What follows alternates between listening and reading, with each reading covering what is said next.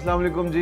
मेरा नाम डॉक्टर शहजाद है। मैं डेंटल एस्थेटिक्स से बात कर रहा हूँ। आज का जो मैंने टॉपिक चूज़ किया है वो है स्माइल मेकओवर। अच्छा, स्माइल मेकओवर क्या है? सबसे पहले तो हम स्माइल को डिस्कस कर लेते हैं। स्माइल एक बहुत इंपॉर्टेंट पार्ट है आपके इस फेस के ऊपर, और मैं ये समझता हूँ कि स्माइल जो है वो आपका बॉडी का पार्ट है जिससे आपकी फेस के साथ लिफ्ट हो सकता है। यानी अगर आपने स्माइल को लिफ्ट करते हैं तो आप अपने बॉडी के फेस को भी लिफ्ट करते हैं।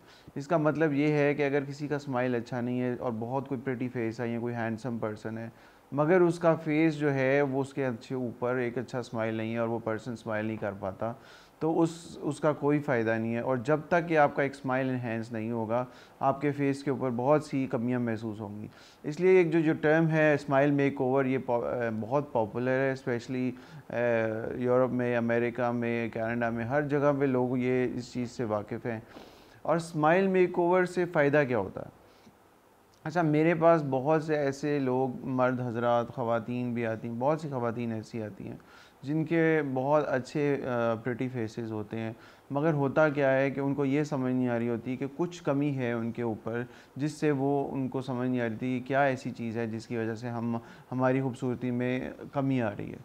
तो विद एज, आपको पता है, हम लोग अपनी एज के साथ अपने बॉडी का कोलेजन लूज़ करते हैं। स्माइल मेकओवर का मतलब ये है कि एज़ अ कंसल्टेशन या एज़ अ कंसल्टेंट मैं आप लोगों को देखता हूँ और बताता हूँ कि क्या चीज़ हम इन्हेंस कर सकते हैं जिससे आपके स्माइल के ऊपर इम्प्रूवमेंट भी आ सकती है और आपका स्माइल, आप यंग भी लगेंगे और आपके तकरीबन 10 से 15 साल आपकी एज में कमी आ जाएगी। सो आज का जो टॉपिक स्माइल मेकओवर है उसमें ये हम डिस्कस कर रहे हैं कि बहुत ही बेसिक स्टेप क्या हो सकता है जिससे आप अपना स्माइल इम्प्रूव कर सकते हैं।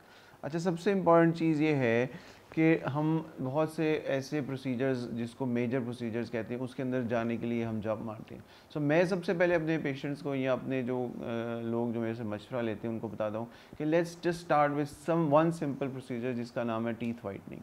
अच्छा, टीथ वाइटनिंग क्या है? टीथ वाइटनिंग से आपके दांतों का जो शेड है वो आपका शेड इम्प्रूव होगा। यानी अगर आपके दांतों का, ऑब्वियसली विद टाइम हमारे दांतों के ऊपर हमारे जैसे खाने हैं, हमारे जैसे जिसमें हल्दी होती है, बहुत से ऐसे मसाला जात होते हैं जिनकी वजह से हमारे दांतों के रंग चेंज हो जाते हैं। सो टीथ वाइटनिंग एक बहुत सिंपल प्रोसीजर है, आधे घंटे का प्रोसीजर है। आपके दांतों का रंग चेंज किया जाता है और जब आप स्माइल करते हैं उससे ये होता है कि आप कॉन्फिडेंटली स्माइल कर सकते हैं। सो ये एक बहुत ही बेसिक स्टेप है अपनी स्माइल को इम्प्रूव करने का। सो स्माइल मेकओवर के अंदर सबसे बेसिक स्टेप आपका, सबसे पहले दांतों का जो है शेड चेंज करते हैं।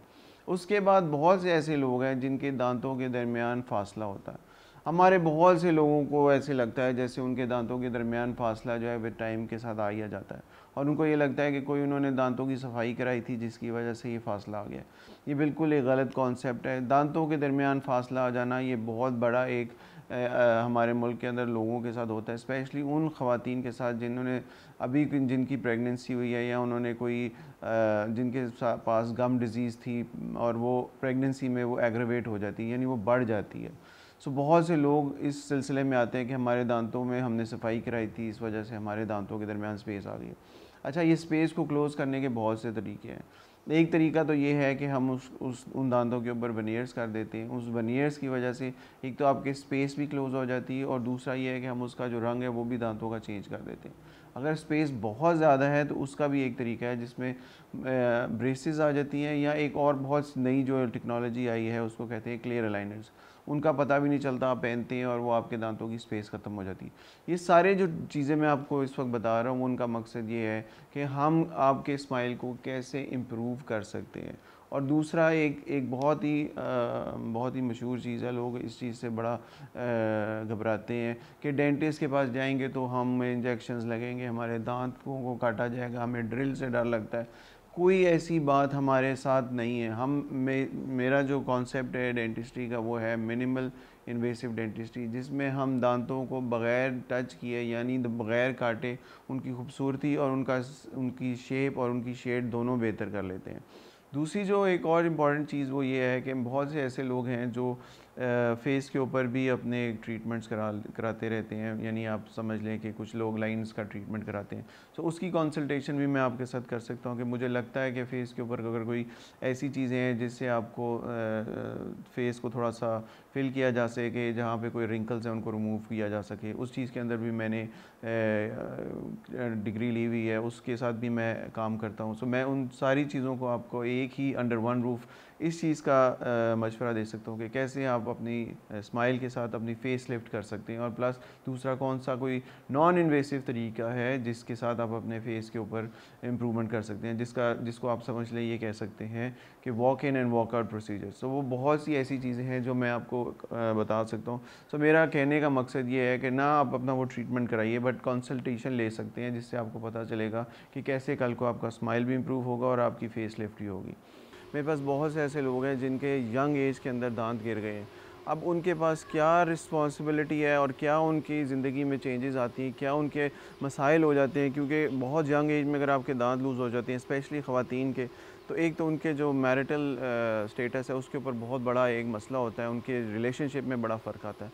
मेरे पास बहुत सी ऐसी ख़वातीन आई हैं जिनके ऊपर ये मसाइल थे, जिन्होंने अपनी ज़िंदगी के होप छोड़ दिया था क्योंकि उनके दांत गिर गए और वो उनकी एज ज़्यादा लगने लग गई, उनका जो रिलेशनशिप था वो ख़राब हो गया। सो हमने एक जो बहुत इम्प्रूवमेंट है डेंटल साइंस में वो ये है कि आपके अगर दांत गिर भी जाएँ तो आपके जो रिप्लेसमेंट है वो बिल्कुल हो सकती है, और ऐसी रिप्लेसमेंट हो सकती है जिससे आपका पता भी नहीं चलेगा कि ये नेचुरल टीथ है या कोई और चीज़ लगी हुई है। सो मेरे कहने का मकसद इस वीलॉग में या इस वीडियो में ये है कि do not lose hope. Hope जो है वो अगर आप लूज़ कर देंगे तो आपका कोई इलाज नहीं।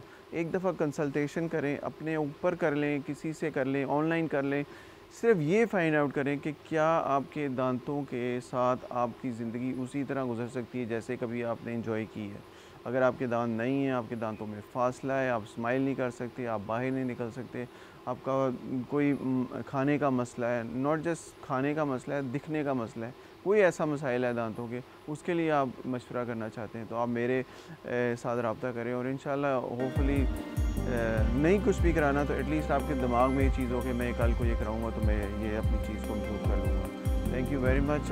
इंशाल्लाह will keep in touch and will come back for another vlog about dentistry, और किस तरह हम आपको दांतों के दूसरे मसाइल के बारे में बताते रहेंगे।